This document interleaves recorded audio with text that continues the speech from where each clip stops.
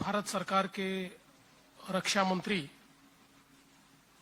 और भारत के एक बहुत ही सम्मानीय नेता परमादरणीय राजनाथ सिंह जी, आपल्याच छत्रपती संभाजीनगर से पण आता राजस्थानचे राज्यपाल हरिभाऊ नाना बागडे,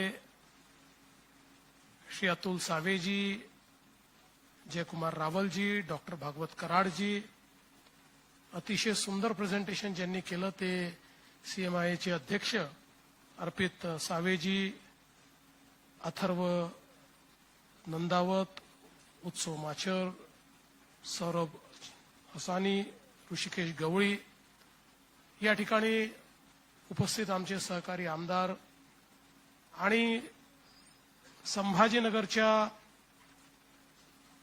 बिझनेस आणि इंडस्ट्रीमधील सर्व महत्त्वाची मंडळी मला समोर पाहायला दिसते।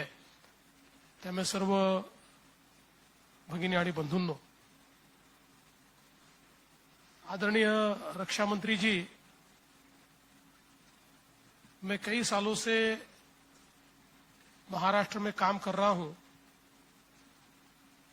और 2014 में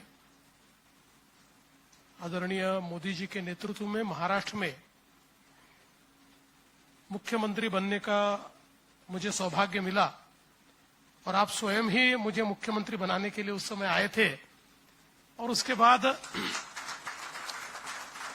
पिछले 10 सालों में महाराष्ट्र के हर शहर में, हर इंडस्ट्रियल इकोसिस्टम में मैंने बिजनेस और इंडस्ट्री के लोगों के साथ बहुत इंटरेक्शन किया।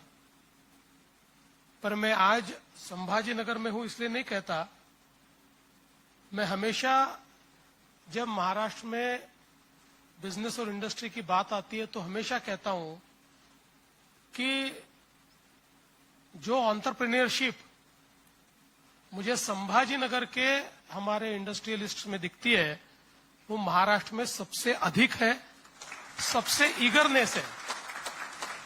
और अपने इलाके के लिए कई बार व्यक्ति अपने बिजनेस का विचार ज्यादा करता है, लेकिन यहां पर एक सामूहिक चाह मुझे दिखती है कि जो इस संभाजीनगर को आगे ले जाने के लिए और इसको एक इंडस्ट्रियल मैग्नेट बनाने के लिए हमेशा काम करती हुई नजर आती है। और सीएमआई जैसी ये जो संस्थाएं है ये बहुत अच्छा कार्य इस सारे क्षेत्र में कर रही है। जब मैंने समृद्धि महामार्ग बनाने का निर्णय किया उस समय मैं हमेशा ये कहता था कि महाराष्ट्र का इंडस्ट्रियल मैग्नेट ये पुणे है, लेकिन अब ये इंडस्ट्रियल मैग्नेट शिफ्ट होने वाला है और ये इंडस्ट्रियल मैग्नेट ये संभाजीनगर और जालना होने वाला है। और शायद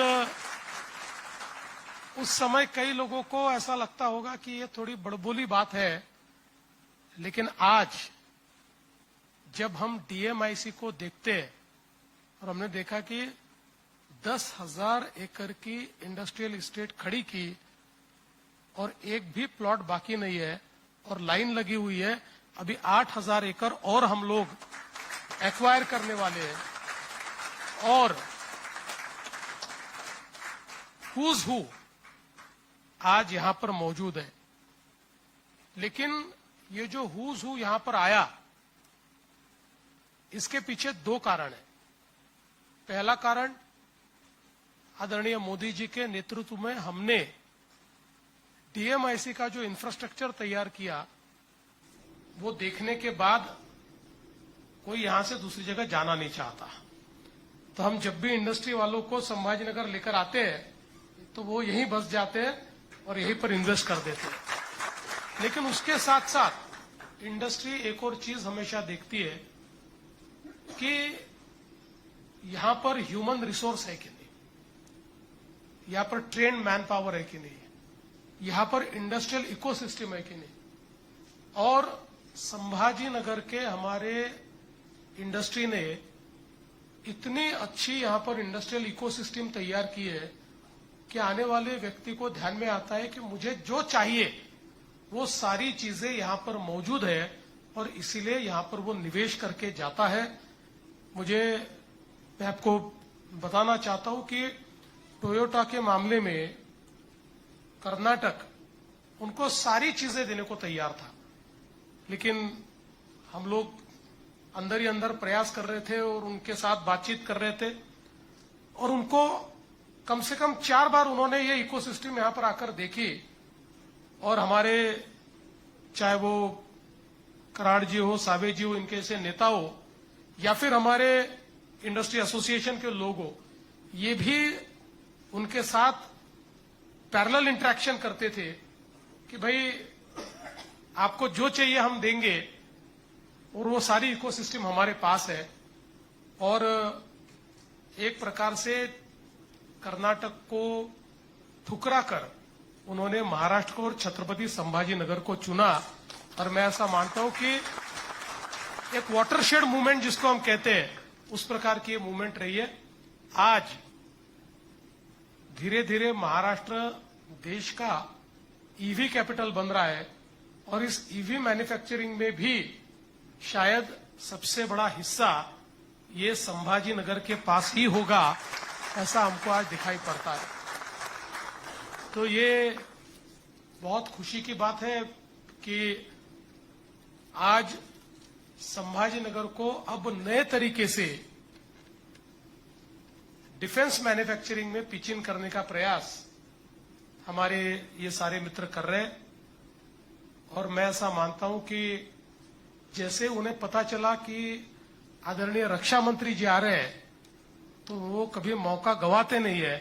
उन्होंने बराबर आपसे समय लिया, आपके सामने एक बहुत ही सुंदर प्रेजेंटेशन उन्होंने किया। अब इस प्रेजेंटेशन में कुछ चीजें हमारे करने की है और बाकी आपका आशीर्वाद है। ये 2 चीजें हो जाएगी तो ये प्रेजेंटेशन कामयाब हो जाएगा।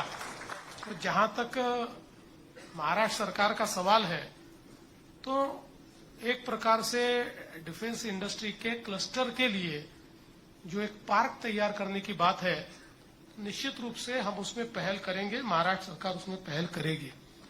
लेकिन उसके साथ साथ आप लोग ये जानते हो कि जैसा और आपने भी कहा कि एंकर ये बहुत महत्वपूर्ण है, क्योंकि हमारे पास जब जब एंकर आया तो हमने एंसिलरी का एक बहुत सुंदर क्लस्टर तैयार किया।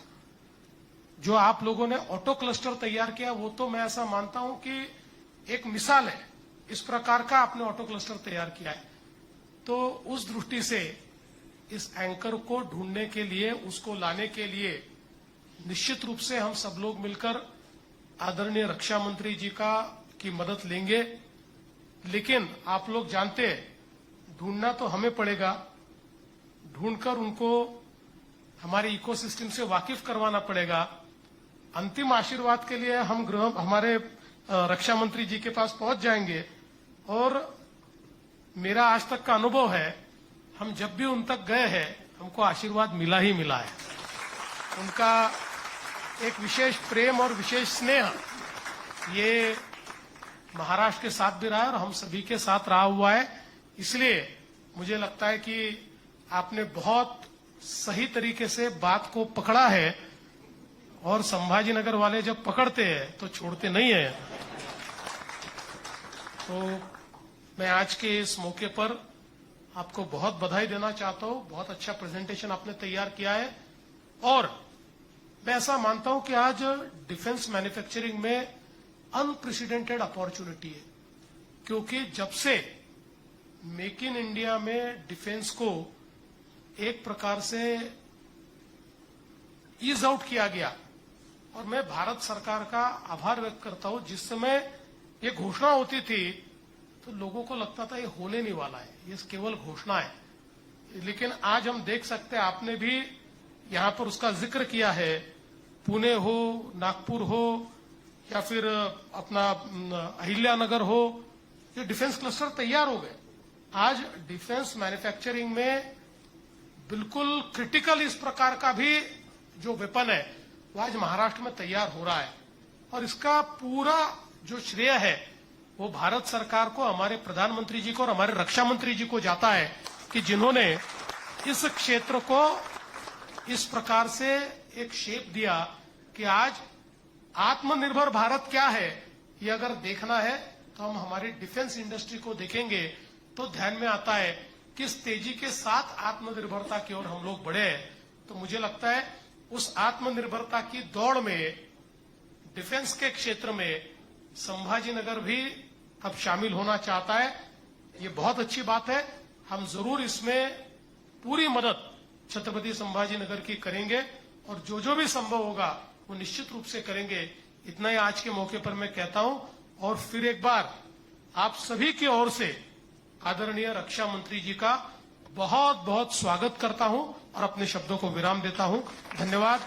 जय हिंद, जय महाराष्ट्र।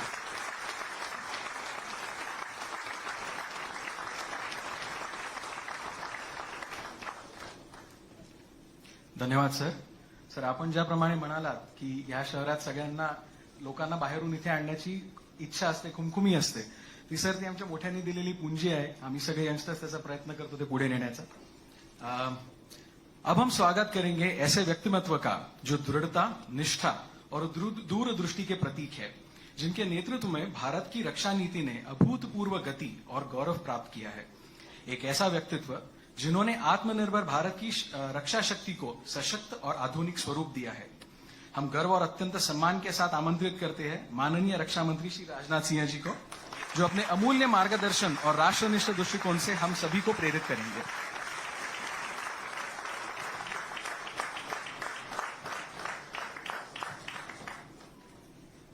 राजस्थान के राज्यपाल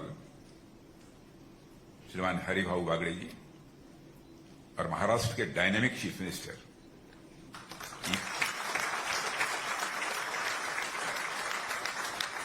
imaginary chief minister Shri Devendra ji Fadnavis, Bhagwat ji Karad, यहां के सांसद अतुल सावे जी, मंत्री जय कुमार जी रावल, अर्पित सावे और यहां मौजूद हमारे इंडस्ट्रीज के मित्रों. मुझे यह जानकारी नहीं थी कि यहां प्रेजेंटेशन होगा और यह सब सारी चीजें होगी. मैं समझता था कि कुछ इंडस्ट्रियलिस्ट जो यहां काम करते हैं वो मिलेंगे और डिफेंस से रिलेटेड कोई प्रॉब्लम होगी वो हमारे सामने रखना चाहते हैं और शायद उसका मुझे कुछ समाधान करना है. लेकिन आप लोगों ने हमारे हाथ में एक नया काम सौंपने की कोशिश की है.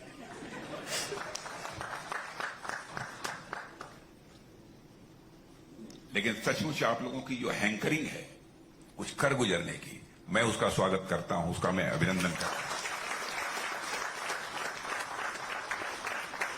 मैं बहुत स्थानों पर गया हूं लेकिन इस प्रकार से एक ललक, एक हैंकरिंग लोगों के अंदर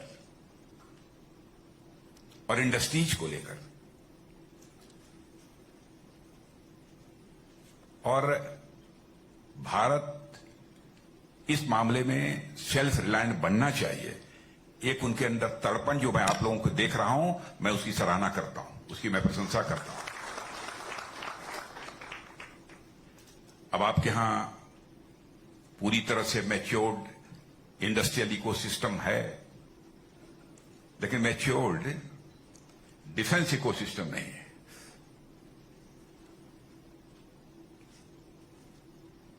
अब मैं यही बैठे बैठे मैं सोच रहा था मैं क्या करूं.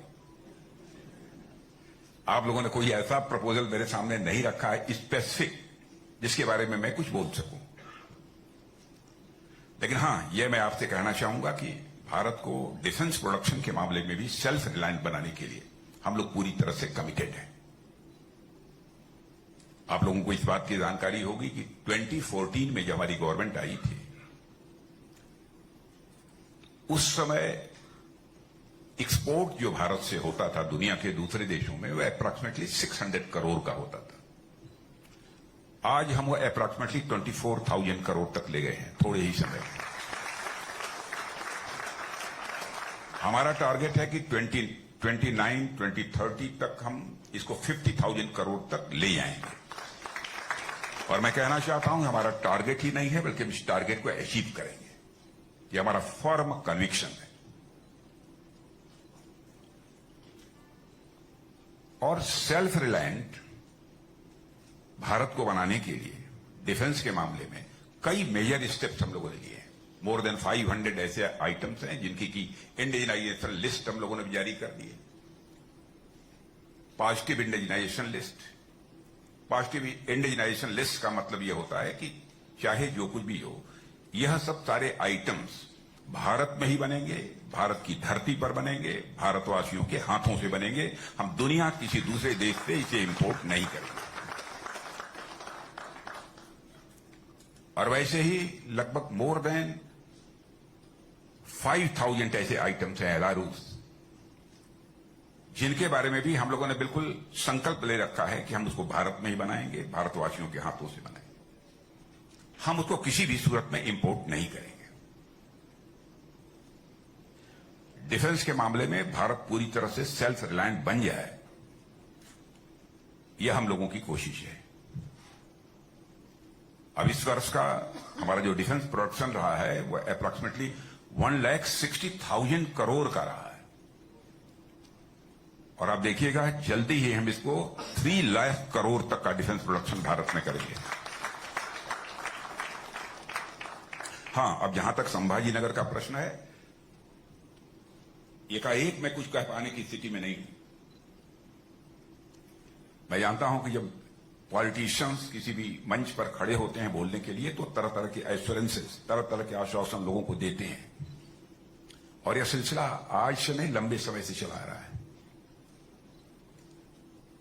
और आपने यह महसूस किया होगा कि नेताओं के वर्ड्स और डीड्स, कहने और करने में अंतर होने के कारण ही पॉलिटिक्स में पॉलिटिशियंस के संबंध में क्राइसिस ऑफ क्रेडिबिलिटी, एक विश्वसनीयता का संकट पैदा हुआ है। लेकिन हम लोग, हमारी गवर्नमेंट इस विश्वसनीयता के संकट यानी क्राइसिस ऑफ क्रेडिबिलिटी को एक चैलेंज के रूप में स्वीकार करती है। हम जो कहेंगे वो करेंगे।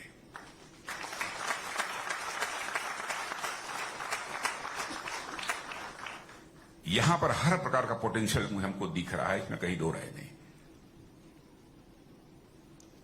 इतना ही मैं केवल आश्वासन इस समय दे सकता हूं, आप क्या करना चाहते हैं, कैसे करना चाहते हैं, इसके बारे में आपका डेलीगेशन दिल्ली आए। हम अपने जितने भी ऑफिशियल्स हैं उनको आपके साथ बैठाएंगे और आइए तो कुछ कॉन्क्रीट प्रपोजल लेकर आइए। अब हम देखेंगे उसमें कि क्या कर सकते हैं, कितना कर सकते हैं। इस समय तो मैं इतना ही कह पाने की स्थिति में हूं, क्योंकि इससे ज्यादा मेरे द्वारा कुछ कहे जाने का कोई औचित्य नहीं है। पहले तो मैं समझा कि यहां पर कुछ डिफेंस से रिलेटेड इंडस्ट्रीज होंगी, लोगों की क्या प्रॉब्लम्स हैं, क्या चैलेंजेज हैं, उसके बारे में लोग बतलाएंगे। और मैं 2-4 बातें जो मैं जानता हूं अथवा जो मैं कर सकता हूं वह मैं लोगों के सामने रखूंगा। लेकिन पूरा का पूरा अपने एक नया चैप्टर ही हमारे सामने खोल दिया है, इसलिए मैं इतना ही कहूंगा। और देवेंद्र जी, आपके जो चीफ मिनिस्टर का जहां तक सवाल है, मैं आज से नहीं वर्षों से जानता हूं। और जब यहां पर जनरल सेक्रेटरी के रूप में काम कर रहे थे तब से मैं जानता हूं। और इनको भी शायद मालूम होगा, किसी ने जरूर बतलाया होगा कि पहली बार जब मैं नागपुर आया था तो ये मुझे रिसीव करने के लिए एयरपोर्ट आए हुए थे। उस समय ये नागपुर के शायद जनरल सेक्रेटरी थे, नागपुर के जनरल सेक्रेटरी। तो जो सज्जन हमें लेकर गाड़ी में चले थे उनसे मैंने कहा था, किस नौजवान के अंदर हमको पोटेंशियल दिखता है।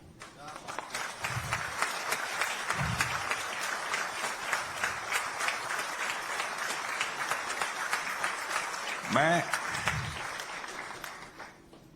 अब आप ये कहेंगे कि आपने कैसे ऐसा समझ लिया, ये मैं नहीं जानता। लेकिन मैंने कहा था, ये बात इनको भी मालूम है, जिस व्यक्ति से मैंने कहा था वो शायद उस व्यक्ति ने इनसे भी कहा होगा। अब वो कहीं कोई बड़े पोस्ट पर नहीं थे, उसमें जनरल सेक्रेटरी थे। और प्रायः देवेंद्र जी जो बात मुझसे कह देते हैं और जो मैं कर सकता हूं उसे मैं कभी टालता भी नहीं। तो आपके चीफ मिनिस्टर हैं, मैं तो चाहूंगा कि जब आपका डेलीगेशन आए तो ये भी रहें। हम बैठेंगे अपने अफसर्स के साथ, क्या कर सकते हैं, कैसे कर, आप क्या चाहते हैं, क्या क्या करना चाहते हैं, क्योंकि मुझे जानकारी नहीं है, इसलिए मैं कुछ डिटेल में बोल नहीं पा रहा हूं। आप मुझे बतलाइए, जहां तक हो सकेगा हम आपकी पूरी मदद करने के लिए तैयार हैं। और डिफेंस इंडस्ट्रीज का है तो उसमें क्या है आपकी प्लानिंग, क्या करेंगे, अब इस बारे में मुझे कोई जानकारी है नहीं इस समय आपके प्रपोजल के बारे में। लेकिन मैच्योर्ड यहां पर इंडस्ट्रियल इकोसिस्टम है, यह जानकर मुझे खुशी हुई। तक मैच्योर्ड इंडस्ट्रियल इकोसिस्टम के तहत जो लोग भी यहां पर काम कर रहे हैं तो मैं समझता हूं कि इंडस्ट्रीज के क्षेत्र में काम करेंगे। कुछ चैलेंजेज आपके अगल बगल की जो जिले हैं उनमें जो हमारी इंडस्ट्रीज चल रही है डिफेंस को, उसको लेकर भी आप लोगों ने बतलाया है। देखेंगे, इस पर हम चर्चा करेंगे। लेकिन आप आइए, आपका स्वागत है, आपके साथ बैठकर बातचीत करेंगे। धन्यवाद।